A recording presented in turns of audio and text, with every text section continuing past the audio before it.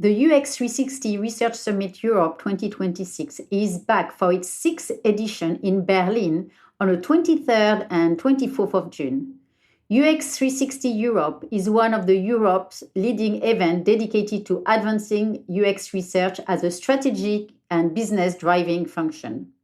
The summit brings together global speakers, practical case study, and actionable frameworks focused on the full research journey, from planning and execution to stakeholder alignment and business impact. Attendees can expect sessions on cutting-edge strategy, real-world return on investment, and the evolving role of research in today's organization. I will be there as well. And if you work in UX research, design, or product, this is truly one of the unmissable UXR events in Europe. And as a listener of the UX Research Club podcast, you get 15% off on your ticket with the code UXRC15. UXRC15. All the information will be in the note of this podcast.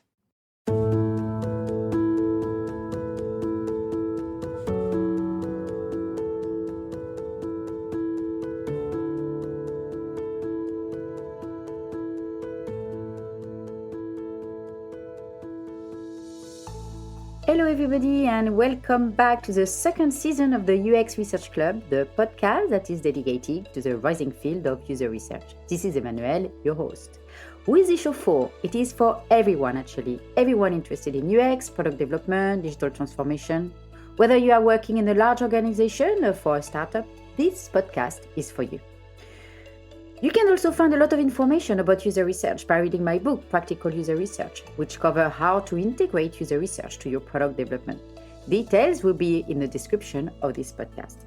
I would like to say a big thank you to all of you which have been encouraging me and sending me messages of support following the first season release. And I can see that the UX Research Club is getting more and more listeners. This podcast is not only to evangelize UX research, but also to support the UX research community. I'm doing this on the side of my current work, and it takes quite a bit of time and energy to create, record, edit, and release the episode. So if you like or if you want to support the UX Research Club, you can start by giving some stars. We really love stars. You can also talk to your colleagues, friends, and team members about the UX Research Club. You can also write a review and share it on your social media, inviting people to listen to it. And you can also buy me a coffee. The link is in the description of the podcast.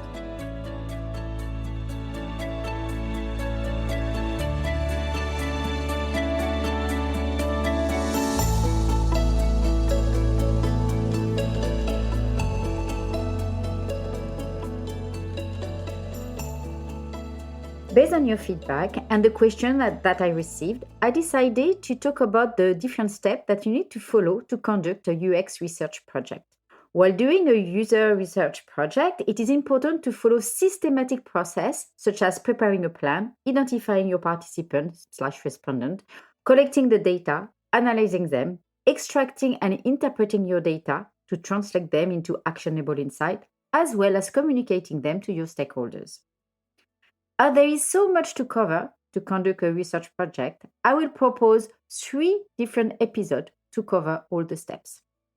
In today's episode, we will be covering the research plan, starting by defining what a research plan is, why we are doing it before starting any project, and what should be included to your research plan. In last episode, Season 2, Episode 1, I Need Some UX Research, Where Do I Start?, was more relevant to product manager, designer, or business owners. Today's episode, as you will see, will be more relevant to people that will actually be doing the research themselves. So it is primarily addressed to researchers, but also to people that will conduct the research if they don't have any researcher in-house. Let's start with planning your research. Planning or preparing for any research project is essential. I've seen so many organizations skipping this phase. The planning phase is, in my opinion, one of the most important steps of any research project. Could you imagine any medical, psychological, or social research without any plan or protocol? In UX research, we call it a research plan. The UX research plan will, of course, be more digestible than a medical one, but the main thing to remember is preparing a research plan is the first step of your UX research project. Based on the BPS, British Psychological Society 2014, a research plan is defined as a document which specifies for a research project the procedure for recruiting participants and gathering and managing data with which all project staff agree to comply. A research plan, in another word, is a detailed document that outlines the objective, methodology, timeline, and budget of a research project. It serves as a roadmap for conducting the research and helps researchers to stay on track and achieve their goals. A research plan typically includes the following component. One, the background information about the project, things which have been done before. Two, the aim of the research. Why are we doing the research and what are the objectives? Three, research question or hypothesis. Any high-level question that naturally the stakeholder want to get some answers, or any hypothesis and they want validation or no validation. Four, the methodology. Which methodology are you going to use? Five, the participant. Which type of participant, if it's participant or respondent. Six, ethical considerations. Seven, a timeline to see how long it's going to take to conduct the research. And eight, the limitation and potential challenges. Overall, a research plan is an important tool for ensuring that the research project is well planned, organized, and executed, and it will generate meaningful and valid results. The research plan document can after be shared with your stakeholder. It should show a rigorous process, and it may help people to understand what the user researcher will be doing, and it provides transparency with all the people which are going to be involved in the project. This, of course, with limit friction. By reading the research plan, your stakeholders should be able to understand what will be done during the project. The research plan is also a source of truth in a sense that you will have the traceability of what has been agreed upon at the beginning of the project. I've seen so many disagreements in so many occasions through the development of a research project. And without the documentation of the research plan, there is no source of truth, and this can go with a lot of friction. Stakeholders may change their mind, and things may get complicated. The research plan will help you, meaning the researcher, to align with the stakeholders. The research plan will also permit other researchers, if they want to replicate your research, to follow the same procedure, the same process. I would recommend sharing your research plan as soon as possible with PM, designers, product owner, or anyone involved in the project to get some feedback. It is always good to check with them that you haven't missed anything, any question that the stakeholders wanted to cover. The research plan will definitely provide an alignment. Even if the stakeholder can give some feedback, the person in charge to create the research plan and the person that will own the research plan is the researcher. At the beginning of your research plan, you should have information about the title of your project, the name of your stakeholders, the name of the researcher or researchers, the date when you created the project, the research plan, and the version. Then you will have the following section: the background, the aim of the research question, research method, and how you will be analyzing your data, the phases, if you have several phases, the participant or respondent, depending if it's a quant or qual research, the timeline with an estimate of the date of completion, and you can also have a section with limitation and challenges that you will be anticipating. Let's start with the background section. The background section is to give the context of the project. This information generally are coming from the information from the product manager or the stakeholder that requested the research. For example, as background, you could have a product which have been launched for several months, and you have some traffic on most of the page, but the analytics are showing some irregularities and that are affecting the business. This section shouldn't be a dissertation, of course, but you should have enough information for people to understand a bit of the context. It should be between 10 to 15 lines, I would say. You may also have some links to previous research, data analytics, dashboard, anything that could provide some context to the research project. Now that we have the background, we can move to the aim of the research. What do we mean by the aim of the research? But before starting with the aim of the research, I would like to differentiate goals to aims. Goals are broad and long-term outcome, while aims are more specific short-term objectives that will help to achieve, of course, a larger goals. So it is very important to make a clear statement that contains the aim, I mean the short-term objective of your research project. In your research plan, you will make a statement of the aim of your research. And this can vary depending on the phase your project is at. If it's a discovery, an alpha, a beta, a private beta, or already live. However, in general, the main aim of the research is to systematically investigate and generate new knowledge, understanding, or insight into a particular phenomenon, problem, issue, or product. Here are some examples of aim of research that could be in your research plan. It could be exploring a topic. Research can be used to gain a better understanding of a particular topic or phenomenon. Very often, this is part of the discovery. Developing a theory. Research can be used to test existing theory or develop new one, or look at a product which is already built and try to see if something is going to be different, or try to evaluate different end-to-end journey. Identifying patterns. Research can be used to identify pattern and relationship between different variables. For example, looking at different end users and identifying systematicity and similar pattern across the participants. Testing hypotheses. Research can be used to test hypotheses and determine whether they are supported by evidences. Sometimes, because stakeholders will have some strong statement and strong hypotheses, and we need to evaluate whether or not they are valid.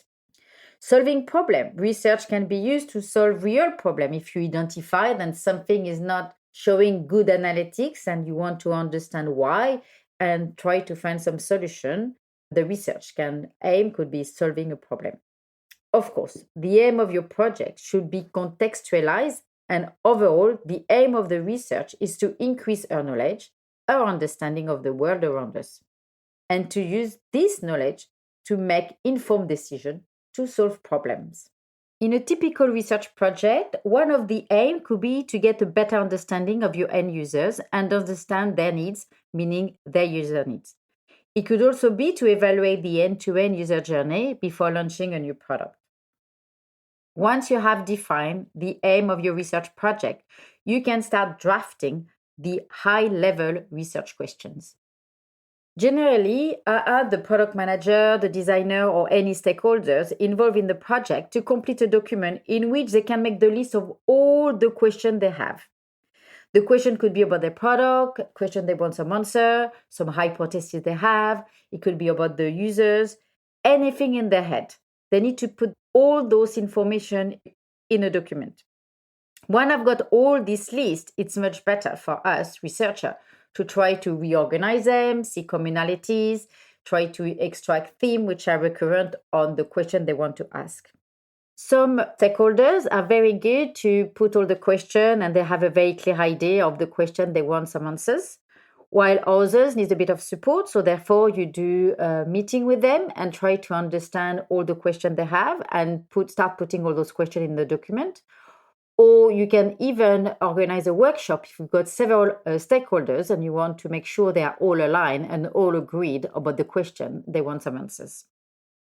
Why is it important to get all the research questions in a document?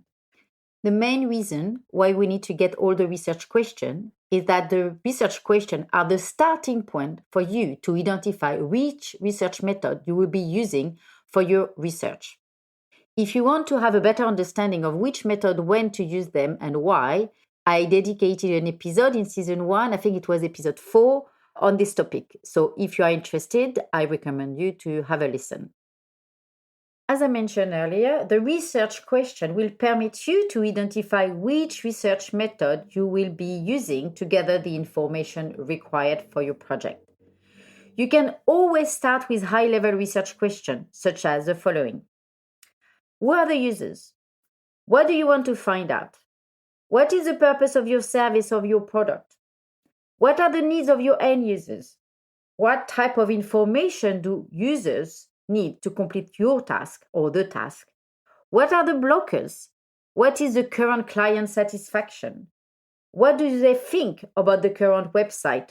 What is the SUS, the system usability score? How many people are visiting your website? What do they think of the current website? How many transactions do they get monthly?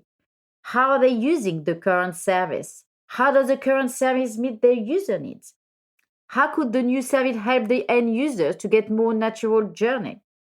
Why are they using the service? Why is there less traffic on your website? Why do some users not complete their transaction? Which type of information are users looking for, etc., etc. The question that you are stating in your research plan still need to be high level. Don't start writing all the question that actually the stakeholder wanted answer into the high level research question. You can always put a link with a document with all the questions which have been listed by your stakeholders. Now that you have all your research questions, you can start looking at your research method.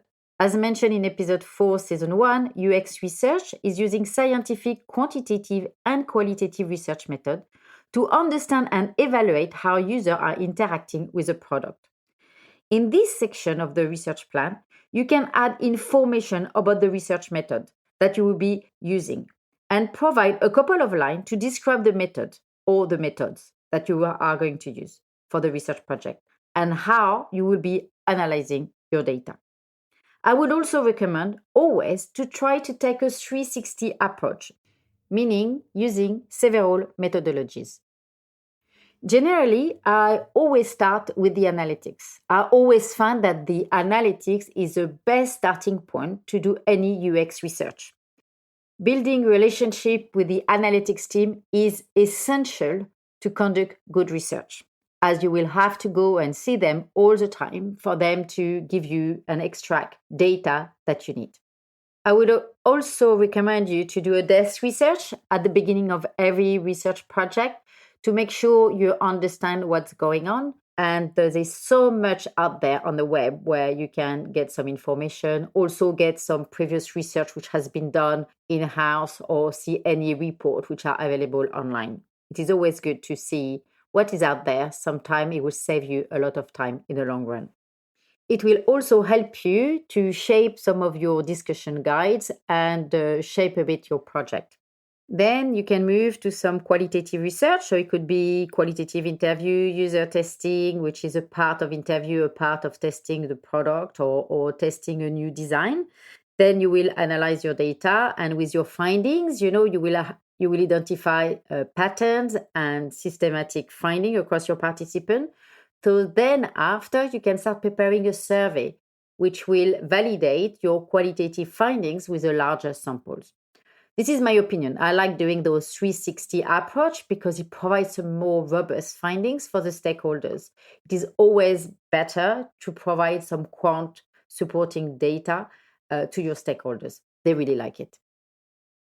So don't forget to document the method and explain the rationale behind the one you are using.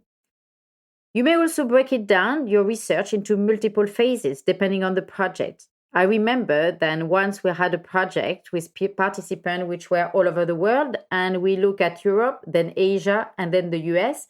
Therefore, we had 3 phases. Now that you have your background, you have the aim of your research project, you've got the high-level research question, and you have the methodology that you are going to use, we can move to the participant or respondent. In your plan, you should mention who will be the users or the respondent that should be taking part of your research. In last season, I dedicated 2 episodes to the participant and respondent. So it was episode 5 and episode 6. So if you're interested to have more understanding of how to recruit your participant and how to choose your samples and the size samples, etc., I will invite you to listen this episode. So you need to state in your research plan how many participants do you want to speak with, if it's qualitative. If it's quantitative, how many respondents do you need to respond to your survey? You need to state all the information of the profile and the numbers of participants that you are looking for. You can also add how you are going to recruit them, if it is a qualitative research, and the method to get the respondent. For example, if you are going to use a recruitment agency, if you are going to use account manager internally to support you, and if it's to do a survey, if you have an internal list and we are going to use a marketing team to support you, or if you are going to use an external panel. All these need to be documented in your research plan, keeping in mind that if someone wants to redo and recreate the similar project, they can reuse all the information that you put in your research plan. I will also add a section related to the ethics, which include consent form. Information about ethics is also a very important point, which I mentioned in season 1, episode 6. This is an important topic, so please listen to it. In your research plan, you can mention that the access to the participant is respecting the code of conduct. So depending which one you are going to use, I like to follow the BPS, the British Psychological Society, which cover a lot of aspects. But you can use the one for marketing if you prefer. And you could also add a link to the consent form that you are planning to use. So like that, you have a transparency of which consent form the participant is going to sign. You may also have an NDA if you are testing something which is a prototype stage or if it's a completely new concept for your business. Don't forget to add a section about your equipment, the tool, the software, the prototype that you will require for your research. You can also add anything that you think would be important for the stakeholder to know about. So now, let's talk about the timeline. I will recommend creating a timeline which is documented in a Gantt chart or any other way. Some people put it in a table format. The duration of each phase will depend on the complexity of your research project and the resources available. It is important to set realistic deadlines and allow a contingency such as unexpected delays or change in research plan. Additionally, it may be useful to include regular progress check-in and communication with stakeholders to ensure the project stay on track. This is very important for transparency and alignment in terms of the delivery of your project. Now, let's look at the risk. And I will always put a section about the risk. Several risks can arise during the UX research project, which include bias research. UX research can be biased if the research participants are not representative of the target user group, if the research methods are not rigorous, or if the research team has preconceived notion about the product or the users. Another point is poorly designed study. If the research studies are not well designed, meaning design of the research, which methodology, the process, and all that, they may not provide useful insight into the user behavior or preferences. Poor study can include issues such as poorly worded question, unclear study objective, or inappropriate sample size. Another risk can be data collection issue. UX research project may face risks such as low response rate, data collection error, or problem with data quality, participant recruitment, no-show, etc. Of course, the ethical issue. UX research project may involve user data and there may be ethical consideration and regulation that must be followed. If these considerations are not taken into account, it can lead to legal, reputational, and financial risk. Delay or cost overrun. UX research can often take longer and cost more than expected, leading to project delay, funding issue, or additional resource allocation. Also, we've got the dependency, product in production and awaiting for release to be able to do the testing and the research of a prototype or a live product. If the product is not ready for the research, we may have some issue which are going to cause also delays and cost overruns. So dependency is very important to notify in your research plan. Technical issue.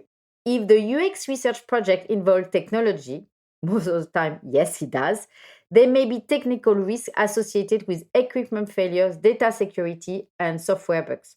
So keep in mind all of those and please record them.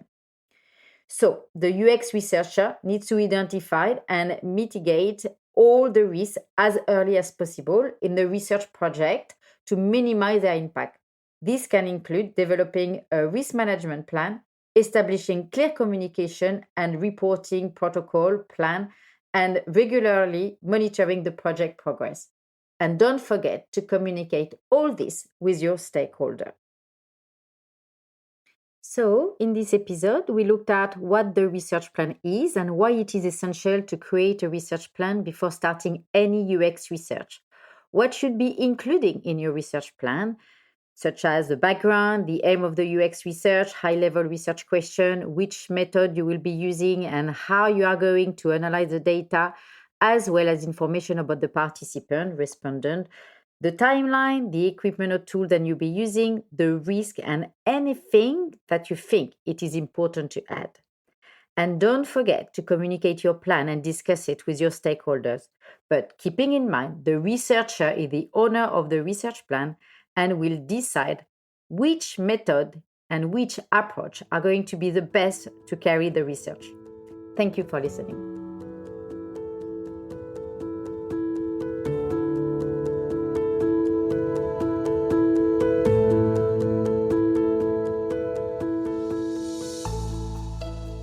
I hope you enjoyed this episode today, and if you have any question or a topic you would like me to cover, you can contact me on info@uxresearchclub.com. You can also find a lot of information about user research by reading my book, Practical User Research, which covers how to integrate user research into your product development. Detail will be in the description of this podcast.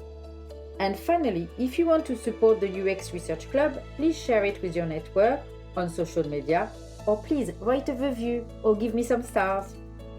I see you next week for a new episode, and thank you for listening, and goodbye.